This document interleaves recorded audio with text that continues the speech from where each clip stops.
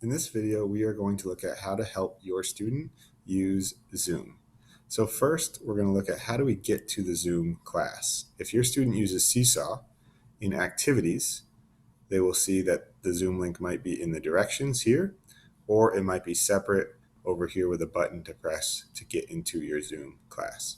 If they use Google Classroom and they're in an assignment, it might be in the directions to that assignment that you see a link, or the link might be added to that assignment here. So we're going to click on the link and we're going to go into our Zoom class. When we get into our Zoom class, we will press join video, and then we're going to be in the waiting room. This allows the teacher to make sure that only the right people, the right students, are getting into this class. So the teacher is going to let us in.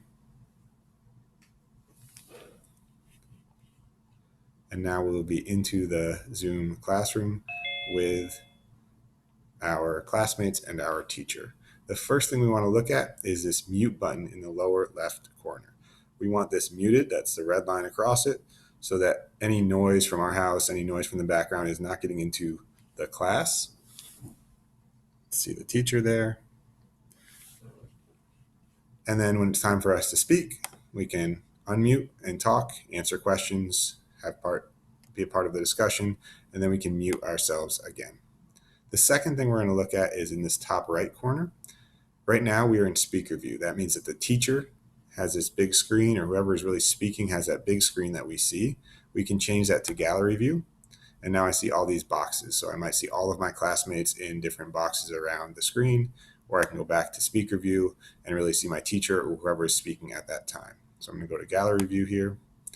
The next thing, back to the bottom corner, if I need to, I can stop my video.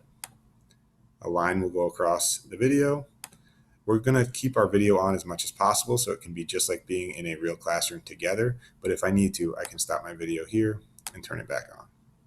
In the middle at the bottom of the screen, we can share our screen. If the teacher asks us to share and show some of the things that are on our screen to the rest of the class, we can do that with this button. We can chat. If I press chat, you're going to see the chat box pop up over here. And we can type here. We can type directly to the teacher, or we can type to the whole class. We cannot type to one other student. That will be turned off. But we can type to the teacher or to the whole class with chat. And finally, we have this participant button.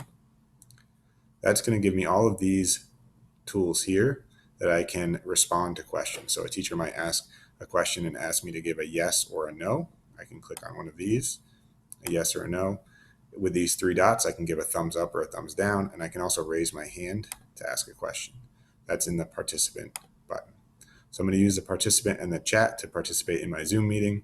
I'm going to make sure I have my mute button muted most of the time so that there's no noise coming into the meeting, but I'm unmuting when I'm talking with my classmates or my teacher. And then I'm going to think about whether I want to use a speaker view or a gallery view.